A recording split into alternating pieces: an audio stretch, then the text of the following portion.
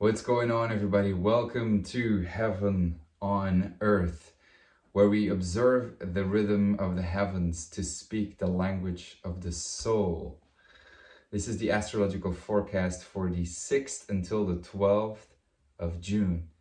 And it's going to be a very fated, a very special, a destiny that we're going to be experiencing. This week is it kind of looks like nothing's happening. But honestly, there is a thing that astrologers might be overlooking if you don't take into account the aspect of the septile. And we'll talk about that in just a second. It would mean the world to me if you subscribe, hit the like button, or just say hi, hit a comment and, say who you are, what's going on, and how you've been experiencing the astrological weather. So the sun is in Gemini on Monday at the 15th degree, right in the middle of Gemini season. So we could say the communication and the traveling and the jitteriness and the thinking and the mind is on, and it is really like going so fast. And 15th degree happens to be also where Chiron is in Aries. So we are building a harmonious aspect. Sextile is always an integration and a realization of a choice that we have to make. So Chiron in Aries is trying to figure out, how do I have to take action here in the midst of my awkwardness, in the midst of my pain? I'm not invincible. But Sun in Gemini kind of comes up with an idea and is really getting downloads as into what messages, or what choices we have to be making in order to align our thoughts and our deeds, to walk the talk. So, if you've been saying, oh, I'm going to do this, I'm going to do that, I'm going to do this and that, and you're like, you haven't really been acting on it, here's a moment where you get an opportunity to really walk the talk, and with Venus in Taurus and Mercury in Taurus and Uranus conjunct the North Node in Taurus, this is about a choice that we make with our money, where we put our money, where our mouth is, things that we value, as well as relationships, really, because Venus is conjuncting Uranus. And Mercury in Taurus, especially, that is direct and that is trining over to Pluto. So this is the ability to really search and really, having done the research and going along with change, and use that power of the mind to penetrate.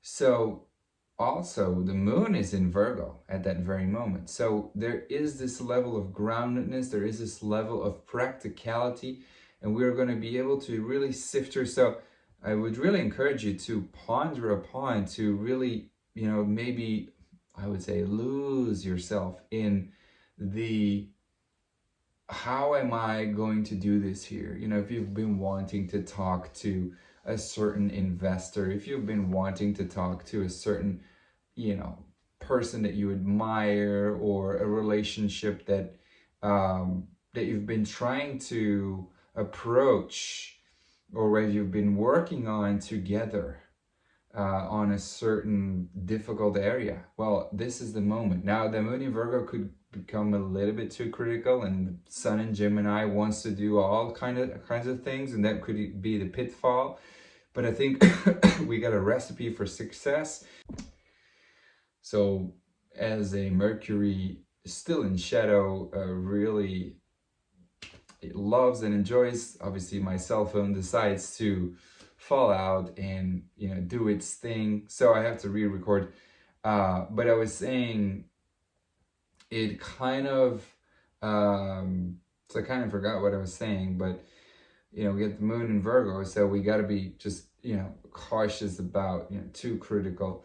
But Wednesday is a moment where everything clicks, and where moon in Virgo trines Mercury, trining Pluto. So there is this level of groundedness, an ability to manifest, an ability to sense and experience and feel that which you've been wanting to do, and heal that part.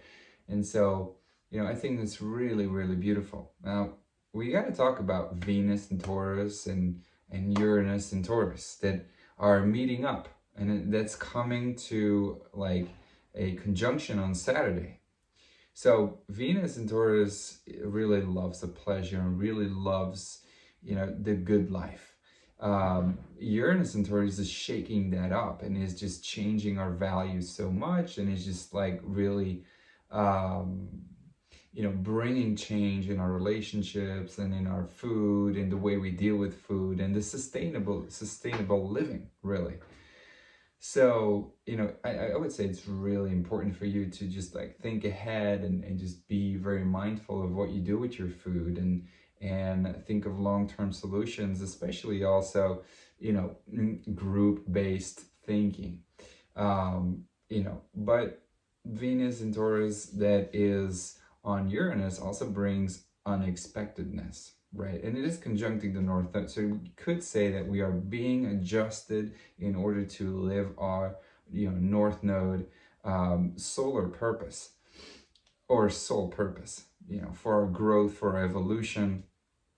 Now, there is an aspect this whole time, it's already happening now, and it's going to happen the whole week, between Uranus and Neptune. There's a septile, and a septile is an aspect that is fated, and that has to do with actions and experiences that will be initiated in order to sense a special destiny that we want to fulfill. And it's fated, and this is really where we are being aligned with our purpose. And especially, you know, since it is so close to the North Node, you know, what I am saying here is that there is Uranus, individual consciousness, and Neptune, you know, universal consciousness, which is, and when Venus joins Uranus, that septile, it is experienced on a physical body. So I think these are spiritual experiences felt at a very physical level.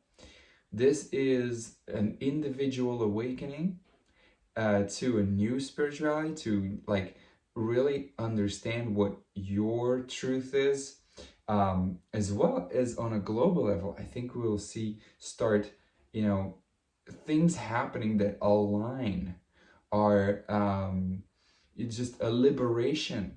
This is also that, you know, a liberation of spiritual dogma, and just coming into our own value, into our own spirituality.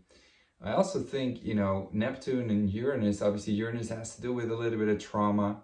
Well, not a little bit, but a little bit of a lot, really.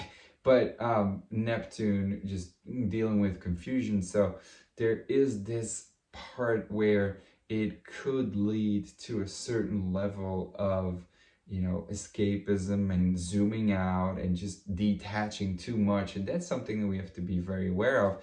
But I think Venus and Taurus, you know, is at home. So Uranus and Taurus is kind of like softened, and Neptune is in Pisces at home. So I think we can use this energy wisely. And I think we have to remember that we are a spiritual being in a human body, all right? That we don't go one of the extremes, that we just find a balance. And if we do, if we just keep actively engaged in society, and at the same time we have the ability to withdraw and do our spiritual practice, I think this is a very beautiful time, you know. So fated liberation is what's next and what's scheduled for us. It looks like it is meant to be. Now, I do have to say that by Thursday, Friday, even Saturday too, Moon is in Libra, and it is opposing all that Aryan energy, especially Mars in Libra. So that, you know, idea that we have, and the fatedness and the action that we're taking, there's kind of like a an invitation here to listen to other people as well, as if we were gonna have to, you know, integrate it all together. Because if we don't listen, if we don't consider the other person, you know, this is gonna lead to confrontation. This is going to lead to frustration, to fights, and you know, just Moon and Mars have to do with our primary brain, and this is just a protective. So, you know, we can go confrontational here. So the invitation is, okay, you know, even if you want to go in that confrontational part, just be very aware, be mindful that energy is there, and that you just, before that, you can really just zoom out. And I think that is that Venus and Uranus aspect of zooming out, of really having an unconditional aspect here. We can use this energy for the good, or we could be used by this energy, is what I am saying. And it's something to be very aware of. Then Saturday, Sunday, Moon comes into Scorpio and becomes very intense. All right. So we want to make sure that we have a certain level of space holding energy for ourselves, for the other person, to become very aware, to be compassionate, to remain compassionate. That energy is there, and that is my wish for you. Here's to a faded aspect of liberation. You know, I see this as well as the conditioning that we've been having as, you know, young adults and adults, especially adults, people that are like from, I would say, 35 to like 70, 80 years old, that have that conditioning of Catholicism and just dogma, religious dogma. And that is the capacity that we receive to free ourselves from that and to come into our own individual truth. Here's to that. Thank you so much. Much love. See you next week. Bye-bye.